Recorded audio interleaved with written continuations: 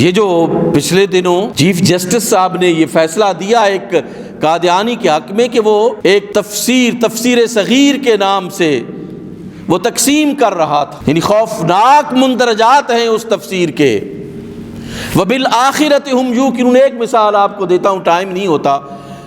وَبِالْآخِرَةِ هُمْ يُوقِنُونَ کا ترجمہ ہمارے تمام مفسرین کرام نے کیا ہے کہ وہ آخرت پر یقین رکھتے ہیں، اور اس تفسیر صغیر میں کیا ہے، وہ کسی موعود پر ایمان رکھتے ہیں اور یقین رکھتے ہیں۔ یعنی اس قرآن سے یہ ثابت کرنے کی کوشش اس تفسیر میں کی گئی کہ اس مرزا پر، اس قادیانی پر ایمان رکھنے کا اللہ نے حکم دیا ہے، معاذ اللہ ثم معاذ اللہ۔ وَبِالْآخِرَةِ هُمْ يُوقِنُونَ، آخرت پر وہ یقین، تمام مفسرین کرام نے کہا، حتیٰ کہ یہ اتنا بڑا دجل قرآن کے ساتھ مسلمہ کذاب نے نہیں کیا، اسود انسی نے نہیں کیا، جس کے خلاف سیدنا ابو بکر صدیق خلیفہ اول رضی اللہ تعالی عنہ نے جنگیں کی، انہوں نے ایسا جو ہے وہ دعویٰ نہیں کیا۔ ان لوگوں کو ذرا دیکھیے کہ وہ کس طرح اس قرآن مجید کے نظریات کو کمزور کر رہے ہیں، آخرت کے نظریات کو کمزور کر رہے ہیں، اور کس طرح تحریف کر رہے ہیں۔ قابل افسوس بات ہے کہ ہمارے چیف جسٹس صاحب نے کہا کہ لا اکراہ فی الدین، دین میں جبر نہیں ہے۔ بھائی کون جبر کر رہا ہے دین میں؟ یہاں تو پاکستان میں صورتحال یہ ہے کہ ہمارے بیچارے غریب مسلمانوں کو برائب کر کے ان کے عقائد سے دور کیا جاتا ہے۔ غیر مسلم مشنریز یہاں پہ آتے ہیں اور ان کو لالچیں دے کر جو ہے وہ اسلام سے برگشتہ کرنے کی کوشش کرتے ہیں۔ پاکستان میں کوئی کسی پر جبر نہیں کر رہا، ہر شخص آزاد ہے، اور ہر شخص اپنا کوئی بھی مذہب اختیار کرنے میں آزاد ہے، دلائل کی بنیاد پر، براہین کی بنیاد پر۔ اگر کسی کو کوئی بھی مذہب پسند ہے، وہ کہتا ہے کہ یہ درست ہے، تو کبھی کسی نے اس کو نہیں مجبور کیا۔ ٹھیک ہے، جو جاتا ہے جائے۔ آپ نے کہا کہ لا، ہم کب جبر کر رہے ہیں؟ ہم تو صرف اتنا کہتے ہیں کہ اپنی شناخت تو ظاہر کرو آئین پاکستان کے تحت، پھر تمہیں کچھ بھی نہیں کہے گا کوئی، تمہارے لیے کوئی بھی مسائل نہیں، تم نے اپنے لیے مسائل خود، بلکہ پاکستان کے لیے مسائل جو ہے وہ پیدا کی گئے۔ اب ان آیات بینات سے اگر ہمارے جج صاحبان بھی سوء استفادہ کرنے کی کوشش کر دیں تو پھر آپ بتائیں کہ بات کہاں جا کر جائے گی۔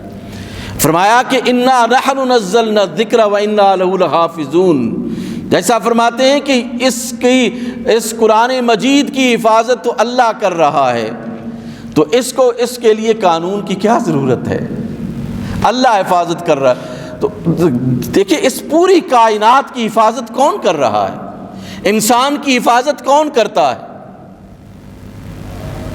اس کو موت سے کون بچاتا ہے؟ اللہ سبحانہ و تعالی۔ اس کو رزق کون دیتا ہے؟ اللہ سبحانہ و تعالی۔ جب موت نہیں آنی ہوتی تو وہ 10 منزلوں سے نیچے گرتا ہے، اسے موت نہیں آتی۔ وہ سویر ترین حادثے کا شکار ہوتا ہے، اسے موت نہیں آتی۔ تو اس اتنے بڑے حادثے سے آخر اس کو موت کے منہ سے کس نے نکالا ہے؟ اللہ نے نکالا ہے۔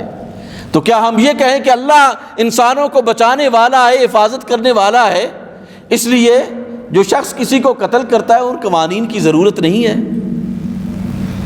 اس میں کوئی شک نہیں ہے کہ قرآن مجید کی حفاظت اللہ فرما رہا ہے، لیکن عملی طور پر ریاستوں میں بھی اس قانون کو ضروری طور پر امپلیمنٹ ہونا چاہیے کہ اگر کوئی قرآن مجید کی تفسیر کو اپنی اوپینین اور رائے کے ساتھ کرنا چاہتا ہے تو قرآن مجید کا عمل جو ہے وہ یہ قرآن مجید کی تعلیمات یہ کہتی ہیں کہ وہ فعل حرام کا ارتکاب کر رہا ہے، وہ قرآن مجید کے مفاہیم کو تبدیل کر رہا ہے۔ اس لیے قوانین بنائے گئے اس قرآن مجید کی تحریف کے لیے کو روکنے کے لیے قوانین بنائے گئے اور اس کو محفوظ کرنے کے لیے قوانین بنائے گئے ہیں، اور ان کی روشنی میں جو شخص بھی ان میں غلط معنی اور مفاہیم جو ہے وہ پیدا کرنے کی کوشش کرے گا اس کو سزا دی جائے گی، اس لیے کہ یہ اللہ کی کتاب ہے، اس نے جہاں اللہ نے اپنی ذمہ داری لی ہوئی ہے اس کی حفاظت، اس کے ہم بھی کسٹوڈین ہیں اس قرآن مجید کے اور اس کتاب مبین کے۔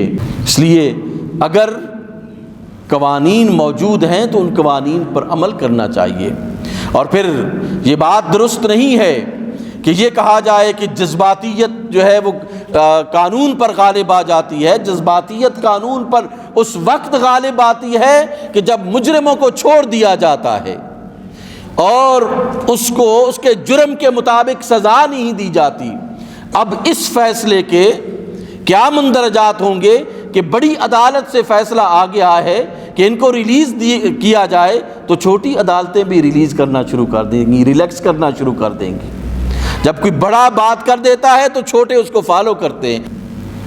اس لیے ہماری گزارش ہے، بڑی عدالت سے گزارش ہے کہ برائے کرم جو سیٹلڈ معاملات ہیں اس ملک میں ان کو مت چھیڑیں، جن کی وجہ سے پھر فساد جو ہے وہ بپا ہو، لوگ دست و گریباں ہوں، یہاں پر جو ہے وہ اندھا دھند جو ہے وہ لوگ ایک دوسرے پر جو ہے وہ حملہ آور ہو جائیں۔ جب عدالتیں ایسے فیصلے دیں گی تو پھر امن و امان نہیں رہتا۔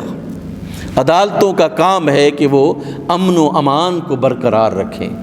اب اگر تفسیر صغیر کو پھیلایا جائے اور عملی طور پر اجازت دی جائے تو اب مجھے بتائیں کہ لوگ جو ہیں وہ کس تفسیر کو مانیں گے؟ مرزا کی تفسیر کو یا مانیں گے یا ان علامہ غزالی کی تفسیر کو مانیں گے، حضرت عبداللہ بن عباس کی تفسیر کو مانیں گے؟ کس کو مانیں گے لوگ؟ کنفیوژن کیوں پیدا کرنا چاہ رہے ہیں؟ جو معاملات ہمارے اکابر نے طے کر دیے ہیں ان معاملات کے مطابق جو ہے وہ آئین اور قانون کے مطابق اس ملک کے تمام اداروں کو چلنا چاہیے، نہ کہ اپنی من مانی اور کسی کا پریشر لے کر جو ہے وہ چلنا چاہیے۔ یہ دین ہے، اس دین کے لیے ہزارہا قربانیاں دی گئی ہیں، قرآن کے لیے ہزارہا قربانیاں دی گئی ہیں، اور یہ سلسلہ ختم نہیں ہوگا جب تک یہ کنفرمیشن نہ ہو جائے کہ اللہ کے کلام کے ساتھ نہیں چھیڑا جائے گا، رسول اللہ کی ختم نبوت کے ساتھ نہیں چھیڑا جائے گا۔